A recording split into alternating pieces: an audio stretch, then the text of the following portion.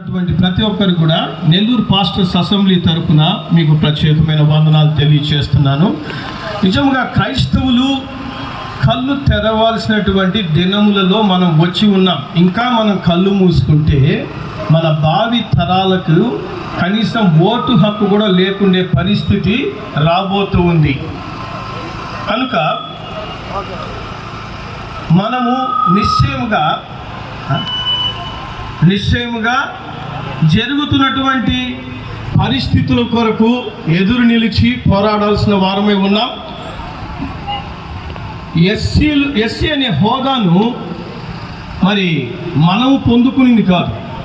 ఇది భారతదేశంలో పుట్టి అణగారిన వర్గాలందరికీ కూడా డాక్టర్ బిఆర్ అంబేద్కర్ గారు రాజ్యాంగంలో రాసి మనకు ఇచ్చినటువంటి హక్కు.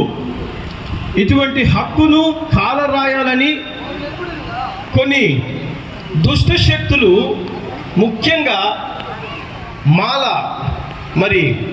వర్గానికి చెందినటువంటి ఎస్సీ వర్గానికి చెందినటువంటి వారికి విరోధముగా వారు ప్రియపరుస్తూ మన మనస్సు ఇష్ట ప్రకారంగా యేసు ప్రభుని సొంత రక్షకుడిగా స్వీకరించడం, మన కులము నుంచి వెలివేయబడ్డం అనేటువంటి ఈ యొక్క నిర్ణయము మనకు ఎన్నో హక్కులను కోల్పోయే పరిస్థితి మనం ఎదుర్కొంటూ ఉన్నాం.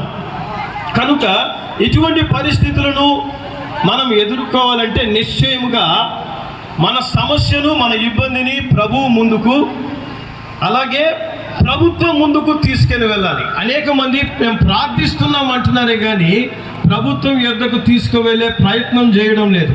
కాబట్టి ఈ ప్రారంభించబడినటువంటి ఈ యొక్క చిన్న ఉద్యమము మహా ఉద్యమంగా మార్చబడి భారతదేశంలో ఉన్నటువంటి ప్రతి క్రైస్తవుడు దీంట్లో ముందుగా వచ్చి పాలు పొంది దీని ద్వారా భావి తరానికి ఆశీర్వాదకరంగా మనము న్యాయాన్ని పొందుకోవాలని, ఈ యొక్క కార్యక్రమము అంతా కూడా మనకు ఆశీర్వాదకరంగా జరగాలని మనస్ఫూర్తిగా కోరుకుంటూ ముగిస్తున్నాను.